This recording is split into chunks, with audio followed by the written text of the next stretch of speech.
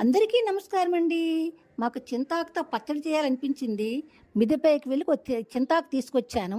చింతాకు, పచ్చిమిర్చి, ధనియాలు, శనగపప్పు, తెల్ల ఉల్లి తీసుకొచ్చాను. చింత చెట్టు ఎందుకు పెంచుతున్నానో నేను తర్వాత చెప్తానండి.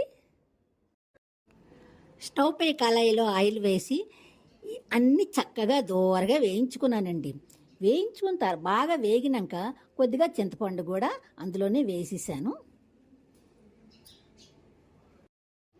అన్నీ మిక్సీలో వేసి మిక్సీ చేద్దాం అనుకునేసరికి అమ్మో ఇది చింతాకు బాబోయ్ ఇందులో చాలా పుల్ల ఉంటుంది, నేను ఎగస్ట్రా చింతపండు వేయకూడదని అనుకుంటూ చింతపండు వేయకుండానే మిక్సీ బాగా చేసానండి.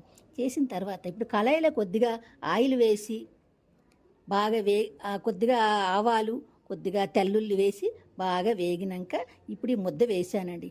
పచ్చడి టేస్ట్ సూపర్ అండి, చాలా బాగుంది.